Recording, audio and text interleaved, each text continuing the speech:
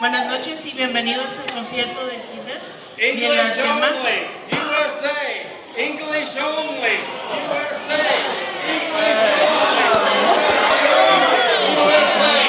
English only, USA. English only, English only. This is a country where we speak English, not Spanish. 30 states have adopted English as their official language. 9 states have pending legislation. This English-only bill is bad policy, period. English only, please. But we can't be in a position where we isolate people because they don't speak English. We can't be telling them that you are other, that you're not part of us, that we don't want to deal with your issues and your problems because you haven't gotten to the point of learning English. In 1923, the Supreme Court ruled that the desire to ensure that immigrants to this country learn and speak English cannot be coerced by methods which conflict with the Constitution of the United States. All that is going to force people that don't like people of color like me, continue not to like me. This is Alabama. We speak English. If you want to live here, learn it. Common sense would dictate that we do things in one language. And if you're not happy with that, then you hire somebody on your own dime to translate. I think it's dreadful. I think it's not needed. We have a growing population of many languages. English only, please. We have a country where to assimilate, you have to speak English. Official English advocates often talk about assimilation, but this idea that immigrants from Latin America aren't assimilating into the culture because they are not learning English is backed up by 0 facts. In fact, studies show that Hispanic immigrants pick up language as quickly as in the days of Steve King's grandma, not because it's law, but because it's how you survive in this country. We have a common language. And immigrants have historically understood that when you come to the United States, part of being an American is attempting to learn English. How do I want Hispanic immigrants to fail? Right. Well, then I would say to them, don't learn English, and you will be perpetual second-class citizens. They're using the native language that these kids bring to the table as a bridge to learning English and to becoming a better part of our society, or more fully part of our society. Today's immigrants are learning English as fast or faster than any previous immigrant community, group of immigrants in the history of the country. This is one of the great arguments we've got. Are we a multicultural country, or do we have an American culture to which we all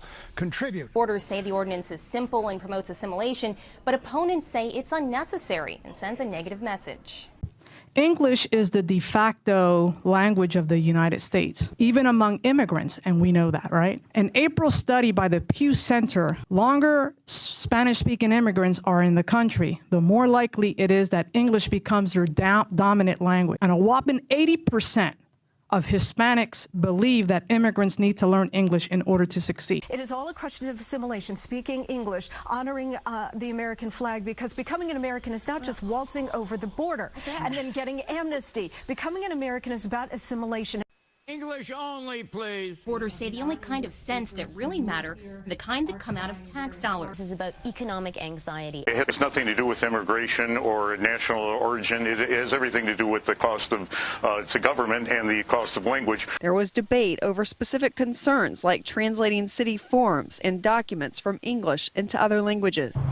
Regardless of the English-only policy, federal law required the city to translate information affecting public health and safety. But the repeal of this policy means that the city can now start offering translations for marketing materials for libraries and public recreation programs. The surrounding counties spend substantial amounts of money on translators. By taking this action, we're not going to go down that path and incur those costs. English only, please. This English-only bill is bad policy, period. The bedrock is national identity. If the national identity suffers by reason of multiple languages, right, then the bedrock of our society, which is our identity, right, being an American is an American. You're exactly. English preserves that. It's unnecessary and sends a negative message. All that is going to force people that don't like people of color like me, continue not to like me. One language, one country. You get two languages, two cultures, you get two countries. I don't understand when people are going around worrying about we need to have English only. I agree that immigrants should learn English. I agree with that. But understand this. Instead of worrying about whether immigrants can learn English, they'll learn English. You need to make sure your child can speak Spanish. The issue of whether there ought to be a mandated common language continues to divide the nation. English only, USA! English only, USA!